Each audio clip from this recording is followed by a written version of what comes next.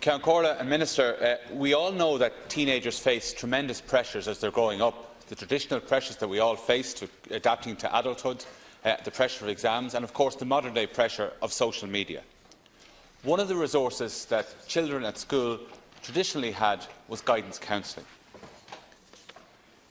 Mental health, self-harm, suicide attempts, we know that they've all increased in recent years.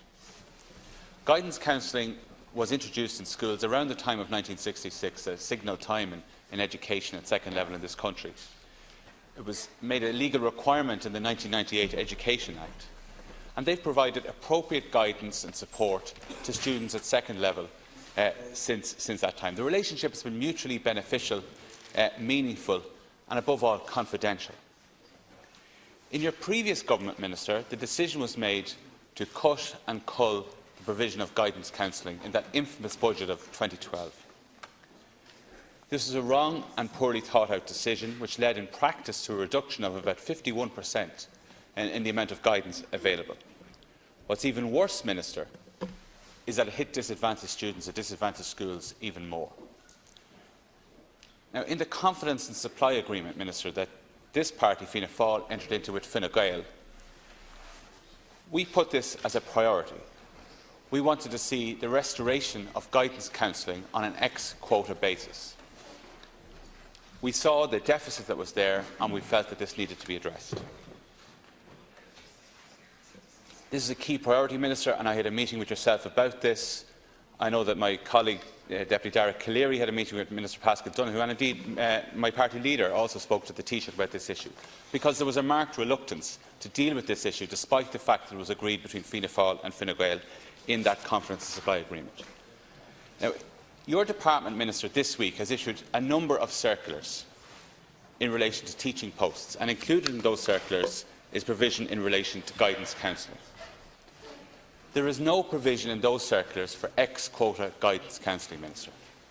This has come as a considerable shock to people in the profession, but it has also come as a considerable shock to this party in light of the high priority that we have put on this, and in light of the number of communications that we've had since we agreed this in the confidence and supply agreement.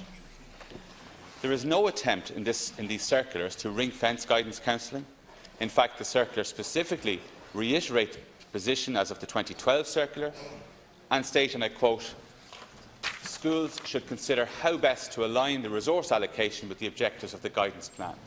There is no requirement for guidance counselling to be ex-quota. Minister, can you clarify these latest circulars?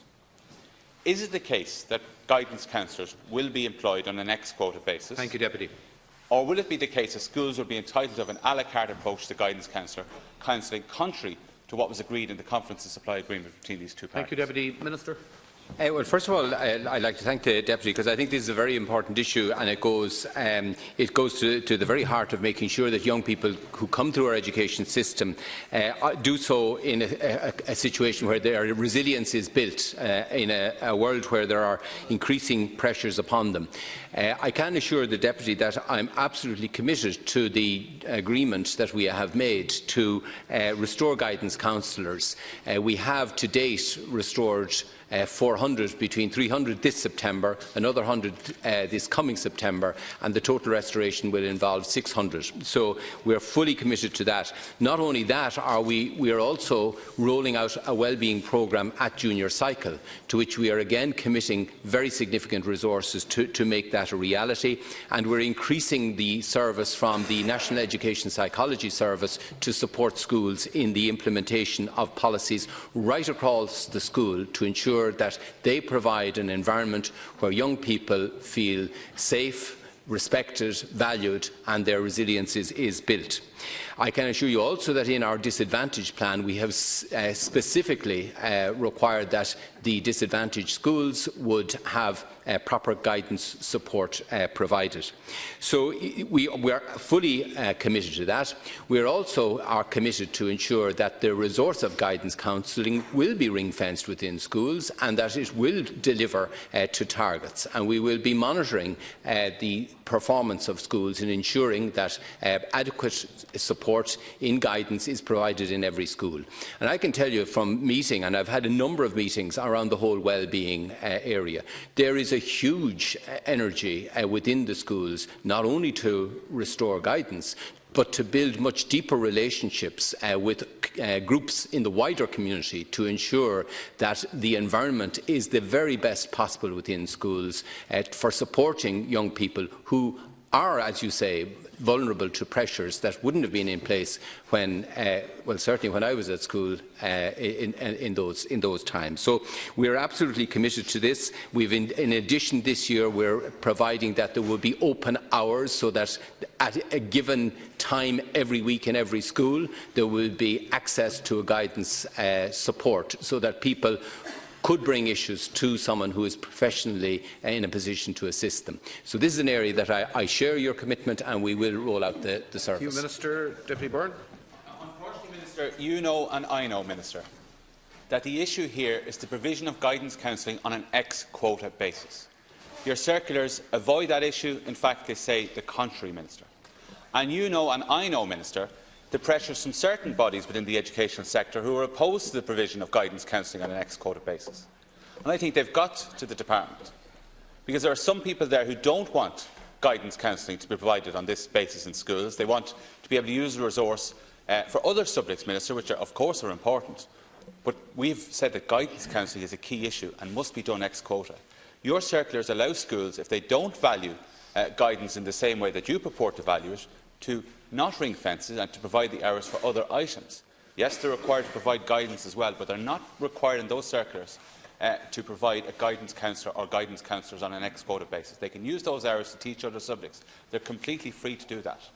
So what you've done, Minister, is completely in breach of the letter and the spirit of not only what you've said in this House, what has been said in the budget, and what is actually written down in the Confidence Supply Agreement. Can you confirm, Minister, that you will reissue those circulars and include those two words ex-quota, which bring a whole different meaning to the issue of guidance counsellor and will mean a much different service in practice for those children and students who need it? Look, I just want to assure you, the Deputy, that I'm absolutely at one with him on the need to provide a protected resource, but it has to be within a whole school policy. And all of the wisdom, and I've gone, the whole school has to also be committed to supporting well-being. We have to have measures that show that the school has the proper culture, the proper policies, that it builds relationships with the pupils that are robust, and that the curricular content is adequately delivered, as you know, across a range of subjects in the wellbeing area. All of those things have to work together. But I am absolutely committed that there will be a protected resource of guidance against which we will be judging progress, and I will ensure that all the guidance given to schools ensure that that resource is protected, it delivers within a coherent programme, and I am absolutely committed to honouring the commitment that we made between the two parties to restore this vital service and to use it effectively within the schools. Thank you.